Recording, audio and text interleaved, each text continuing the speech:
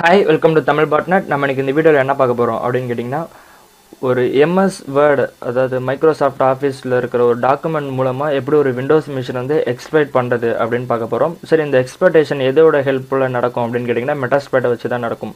ஒருவேளை நீங்கள் இந்த வீடியோக்கு நியூ வியூவராக இருந்தீங்க, மெட்டாஸ்பேட்னா என்னன்னு தெரியாது, அதில் இருக்கிற மாடியூல்லாம் எப்படி ஆட் பண்ணணும், அதில் இருக்கிற ஆப்ஷன்ஸ்லாம் எப்படி ஒர்க் பண்ணுது அப்படின்னு தெரியாத நியூ வியூவராக இருந்தீங்கன்னா, கீழே இந்த வீடியோ கீழே டிஸ்கிரிப்ஷனில் மெட்டாஸ்பேட் சீரீஸோட பிளேலிஸ்ட் வீடியோ லிங்க் வந்து இருக்குது. அதை நீங்கள் பார்த்து தெரிஞ்சுக்கோங்க. ஆல்ரெடி இந்த வீடியோவில் அதை பற்றிலாம் தெரியும் அப்படின்ற நியூ விவரம் இருந்தீங்கன்னா உங்களுக்கு இந்த வீடியோ கொஞ்சம் புரிய வாய்ப்பு இருக்குது. சரி, நம்ம இப்போ இந்த மாடுவல் ஆட் பண்ணுறதுக்கு முன்னாடி அந்த மாடுவலை பற்றி பார்த்துருவோம். சரி, இது என்ன எக்ஸ்பர்ட் அப்படின்னு நீங்கள் கேட்கலாம். இந்த எக்ஸ்பர்ட்டோட நேம் வந்து டிடிஇ அப்படின்னு சொல்லுவாங்க, டைனமிக் டேட்டா எக்ஸ்சேஞ்ச் அப்படின்னு சொல்லுவாங்க. சரி, இந்த எக்ஸ்பர்ட் வந்து எப்படி ஒர்க் பண்ணுது அப்படின்னு நீங்கள் இப்போ கேட்கலாம். ஒன்றும் இல்லை, முன்னாடி வந்து மேக்ரோ ஸ்கிரிப்டை வச்சு தான் மைக்ரோசாஃப்ட் ஆஃபீஸில் இருக்கிற ப்ராடக்டில் வந்து மேக்ரோ ஸ்கிரிப்டை இன்ஜெக்ட் பண்ணி தான் ஹேக் பண்ணுவாங்க. அதாவது உங்களுக்கு எக்ஸல், எம்எஸ் வேர்டு இதிலலாம் பார்த்தீங்கன்னா மேக்ரோ ஸ்கிரிப்ட்னு ஒன்று ஆட் பண்ணுறது இருக்கும். சில ஃபங்க்ஷனாலிட்டிலாம் நம்ம எக்ஸ்ட்ரா ஆட் பண்ணுறதுக்காக அந்த ஸ்கிரிப்ட் எழுதுவாங்க. அது மூலமாக வச்சு ஹேக்கிங்லாம் பண்ணிக்கிட்டு இருந்தாங்க. ஆட்டோமேட்டிக்காக கீழாகலாம் டவுன்லோட் பண்ணுறது, இந்த மாதிரிலாம் சில விஷயங்களை பண்ணிக்கிட்டு இருந்தாங்க. அதுக்கப்புறம் இப்போ அட்வான்ஸாக வந்துருக்குதுன்னா மெட்டாஸ்பைட் மூலமாக அதில் பேலோடு வந்து எம்பெட் பண்ணி நம்ம அட்டாக் பண்ணலாம். இது வந்து மேக்ரோ லெஸ் அப்படின்னு இந்த ப்ராசஸை சொல்லுவாங்க. சரி, இதுக்கு வந்து என்னென்னா, நம்ம வந்து ஒரு மாடியூல் டவுன்லோட் பண்ணணும். ஏன்னா நம்ம ஆல்ரெடி ஒரு பழைய வீடியோவில் வந்து எப்படி மெட்டாஸ்பைட்டுக்கு வந்து ஒரு மாடியூல் வந்து ஆட் பண்ணுது அப்படின்னு பார்த்தோம். ஏன்னா நிறைய மாடியூல் வந்து உங்களுக்கு உள்ளே இருக்காது, நம்ம வெளியேந்து எடுத்து நம்ம ஆட் பண்ணுற மாதிரி இருக்கும் அப்படின்னு சொல்லியிருந்தேன்ல. அதனால் இப்போ நான் என்ன பண்ண போகிறேன்னா, இந்த ஆட் பண்ணுற வீடியோலாம் ஆல்ரெடி டீட்டெயிலாக சொல்லி போட்டாச்சு. இந்த முறை என்னென்னா சும்மா ஸ்ட்ரைட்டாக வந்து ஷார்ட் அண்ட் ஸ்வீட்டாக வந்து எப்படி ஆட் பண்ணுறது மட்டும் இப்போ காமிச்சிருவேன். ஸோ நீங்கள் அதை பார்த்துக்கோங்க. இப்போ வந்து இந்த மாடியூல் இருக்கிற ஒரு யூஆர்எல் வந்து நான் எடுத்துட்டேன். உங்களுக்கு வந்து மெட்டாஸ்பைட் வந்து .rb, அதாவது ரூபி ஸ்கிரிப்ட் அப்படின்னு சொல்லியிருந்தேன்.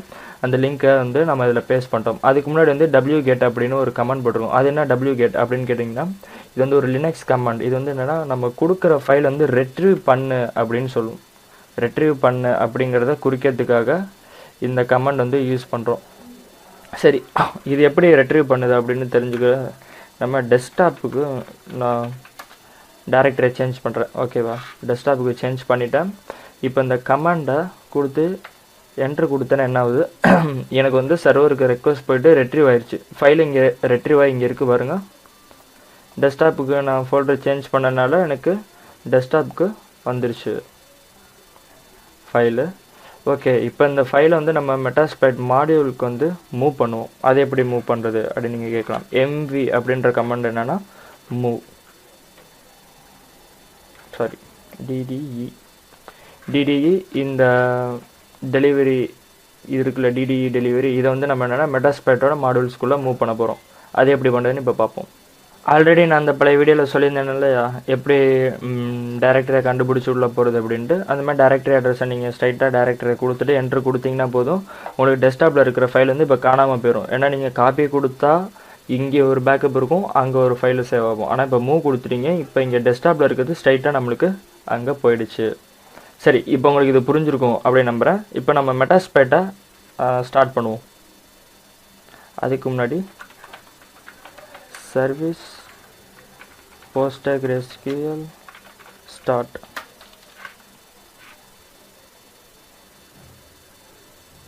இந்த மேக்ரோ ஸ்கிரிப்ட் வந்து நீங்களும் ட்ரை பண்ணி பாருங்கள். உங்களுக்கு சில ஃபங்க்ஷனாலிட்டிஸ் இதெல்லாம் ஆட் பண்ணுறதுக்கு வந்து எக்ஸலெல்லாம் நிறையா கம்பெனியில் யூஸ் பண்ணுவாங்க இந்த macro develop பண்ணுறதுக்குன்னு.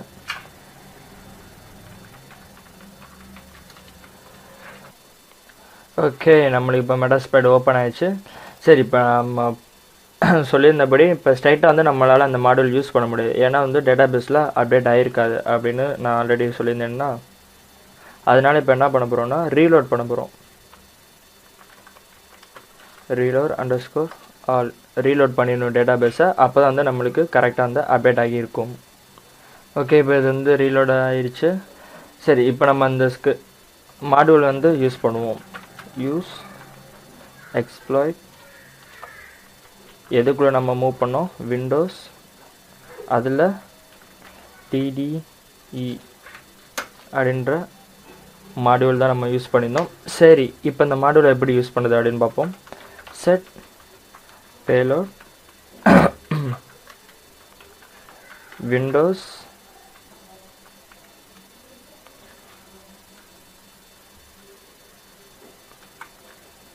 Reverse TCP. Reverse connection தான் நம்ம எடுக்க போகிறோம் with the help of matter.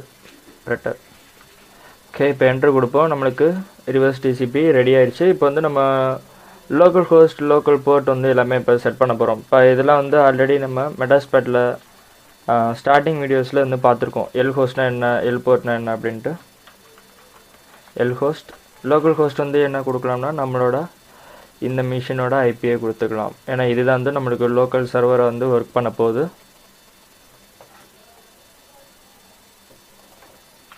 ifconfig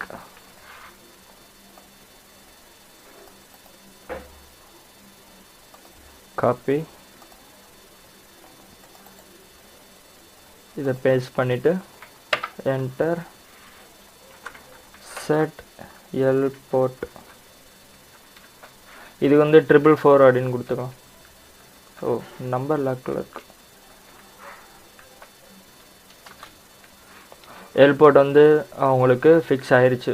நீங்கள் எல்லோரும் கேட்குறாங்க, ஏன் மெட்டாஸ்பேட்டில் டிஃபால்ட்டாக 4444 தான் கொடுக்குறீங்க, வேறு நம்பர் எதுவும் கொடுக்க தேவையில்லையா, சரி வேறு நம்பர் எதுவும் கொடுக்கக்கூடாது அப்படின்னு கேட்குறாங்க.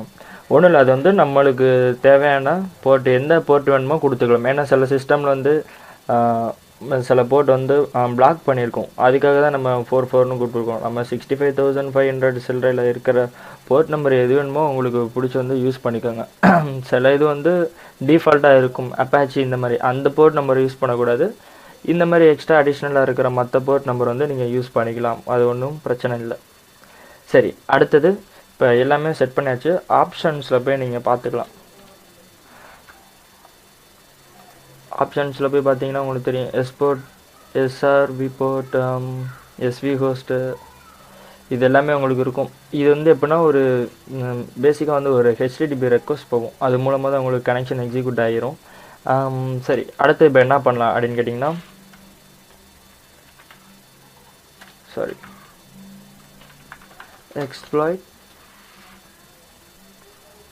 எக்ஸ்ப்ளாய்ட் இல்லை ரன், இந்த மாதிரி எது வேணால் கொடுத்துக்கலாம். ஆக்சிலரினா நம்ம ரன் கொடுப்போம். இந்த மாதிரி எக்ஸ்ப்ளாய்ட்ஸ் யூஸ் பண்ணுறப்ப எக்ஸ்ப்ளாய்ட்ஸ் அப்படின்னு கொடுப்போம். இப்போ நீங்கள் எக்ஸ்ப்ளாய்ட் அப்படின்னு கொடுத்த உடனே உங்களுக்கு வந்துருச்சா, இதில் வந்து டிடிஇ ஆட்டோ C:, ப்ரோக்ராம்ஸ் அப்படின்னு இருக்கா, இந்த இதை வந்து அப்படியே காப்பி பண்ணிக்கோங்க. இதை நீங்கள் படித்து பார்த்தீங்கனாலே உங்களுக்கு நல்லா புரியும். C:, ப்ரோக்ராம்ஸ், மைக்ரோசாஃப்ட் ஆஃபீஸில் MS வேர்டு அப்படின்ற EXEயில் நம்ம என்ன பண்ணோம் அப்படின்னா, விண்டோஸ் சிஸ்டம் 32 அதில் வந்து MSHTAEXE வந்து எக்ஸிக்யூட் பண்ணு அப்படின்னு சொல்லியிருப்போம். அது என்னென்னா நம்மளுக்கு இது இங்கே HTTP அப்படின்னு இருக்குல்ல, இது வந்து என்னென்னா நம்ம லோக்கல் ஹோஸ்ட்டில் இருக்க சர்வர் அதோட லிங்க். சரியா, இதுக்கு வந்து நம்மளுக்கு கனெக்ஷன் வந்து எடுத்து கொடுக்கும். சரி, இப்போ நம்ம வெளியே வந்துட்டு நம்ம MS வேர்டை ஓப்பன் பண்ணிவிட்டு இப்போ நம்ம அந்த ஸ்கிரிப்டை எக்ஸிக்யூட் பண்ணணுமா இல்லையா, அதுக்காக உண்டான இப்போ வேலையை பார்ப்போம். இப்போ இந்த எக்ஸ்பர்ட் வந்து உங்களுக்கு எல்லா வெர்ஷன் ஆஃப் மைக்ரோசாஃப்ட் ஆஃபீஸில் வந்து ஒர்க் பண்ணும். நீங்கள் இப்போ என்ன பண்ணுங்கன்னா, இன்சர்ட் போயிருங்க. இன்சர்ட் போய்ட்டு குவிக் பார்ட் ஃபீல்ட்ஸ், இல்லை போய்ட்டு ஃபார்முலான்னு இருக்கா, இந்த ஃபார்முலாவில் நீங்கள் என்ன வேணுமோ கொடுத்துக்கலாம். நம்ம சாதாரணமாக கால்குலேஷனுக்கு யூஸ் பண்ண போகிறது தான். இல்லைந்து நான் சும்மா TBN அப்படின்னு கொடுத்துட்றேன். இப்போ வந்து பார்த்தீங்கன்னா அன்ஐடென்டிஃபை புக் மார்க் TBN அப்படின்னு வந்துருச்சா, இது மேலே ரைட் கிளிக் பண்ணிங்கன்னா டகுல் ஃபீல்ட் கோட்ஸ் அப்படின்னு இருக்குமா, இது என்ன பண்ணுங்கள், இதை அப்படியே ரிமூவ் பண்ணி விட்ருங்க. ரிமூவ் பண்ணிவிட்டு அது மேலே இப்போ நம்ம மெட்டாஸ்பேடில் எடுத்தோம்னா அந்த கோடு, இதை பேஸ்ட் பண்ணிவிட்டு இதை சேவ் கொடுத்துருங்க. இப்போ நம்மளுக்கு ஜென்ரேட் ஆன ஃபைலை வந்து நேர் விருப்பம் தான், எங்கே வேணுமோ சேவ் பண்ணிக்கலாம், அது ஒன்றும் பிரச்சனை இல்லை. டாக்குமெண்ட்ஸில் நான் வச்சுக்கிறேன். டாக்குமெண்ட்ஸில் பாக்ஸ் அப்படின்ட்டு சேவ் பண்ணி வைக்கிறேன். சரி, இந்த ஸ்கிரிப்ட் வந்து ஒருவேளை உங்களுக்கு எக்ஸிக்யூட் ஆகலை அப்படின்னா என்ன பிரச்சனையாக இருக்கும் அப்படின்னு கேட்டிங்கன்னா, உங்களுக்கு இந்த மெத்தடில் வந்து உங்களுக்கு மைக்ரோசாஃப்ட் ஆஃபீஸ் வந்து கரெக்டான பேத்தில் இன்ஸ்டால் ஆகலை அப்படின்னா வந்து உங்களுக்கு இந்த ஸ்கிரிப்ட் எக்ஸிக்யூட் ஆகிறப்போ ஒரு சில எரர் வரும். சரிங்களா, அந்த எரர் வந்துச்சு மோஸ்ட்லி வந்து இது 100% வந்து ஒர்க் ஆகும். எப்படின்னா உங்களுக்கு நீங்கள் கரெக்டான பேத்தில் வந்து MS வேர்டை வந்து மைக்ரோசாஃப்ட் ஆஃபீஸ் இது வந்து இன்ஸ்டால் பண்ணியிருந்தால் உங்களுக்கு கரெக்டாக எக்ஸிக்யூட் ஆகும். இப்போ நம்ம இந்த டாக்குமெண்ட்டை ஓப்பன் பண்ணுவோம்.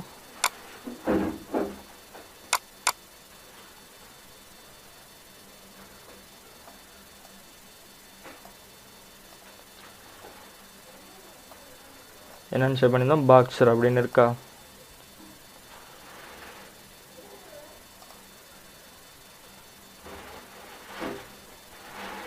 இப்போ இதில் நீங்கள் இந்த மெட்டாஸ்பைட் மிஷினையும் நம்மளோட இந்த எம்எஸ் வேர்ட் ஆஃபீஸை நீங்கள் பார்த்தீங்கனாலே உங்களுக்கு தெரியும் எப்படி டெலிவரி ஆகும் அப்படின்ட்டு.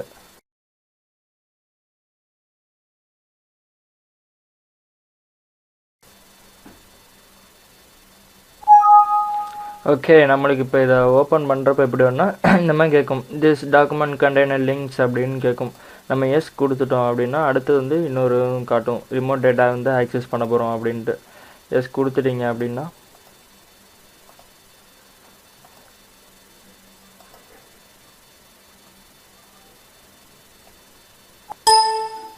உங்களுக்கு இங்கே பார்த்தீங்கன்னா டெலிவரிங் பேலோட் அப்படின்னு வரும். அவ்வளோதான். ஓகே, இந்தமாதிரி டெலிவரிங் பேலோட் அப்படின்னு வந்துடும். இதுக்கப்புறம் உங்களுக்கு மெட்டாஸ்பைட் செஷன் எப்படி வரும் அப்படின்னு கேட்டிங்கன்னா ஒன்றும் இல்லை.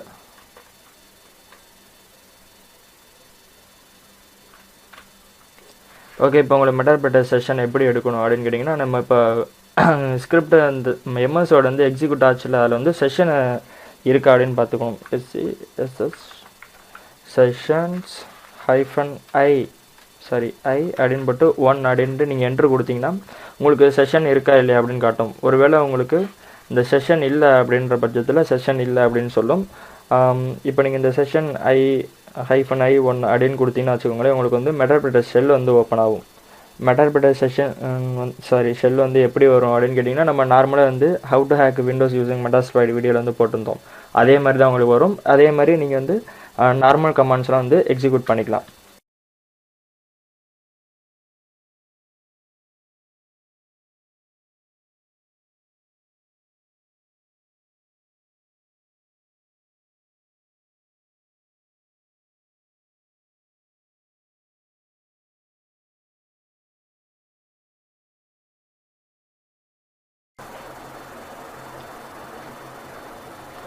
ஓகே, உங்களுக்கு இந்த வீடியோ பிடிச்சிருக்கும் புரிஞ்சிருக்கும் அப்படின்னு நம்புகிறேன். இதே மாதிரி மெட்டாஸ்பைட் செஷன் உங்களுக்கு கிடச்சிச்சின்னா எல்லா மெட்டாஸ்பைட் செஷன்லேயும் சேம் கமெண்ட்ஸ் தான். இது மூலமாக நீங்கள் என்ன வேணால் பண்ண முடியும்.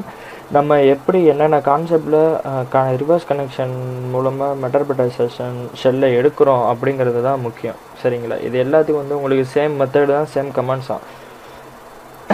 ஓகே, நம்ம இப்போ இந்த வீடியோவில் எப்படி டிடி மாடல் யூஸ் பண்ணுறது, மெட்டாஸ்பைட் செஷனை எப்படி எடுக்கிறது அப்படின்னு பார்த்தோம்.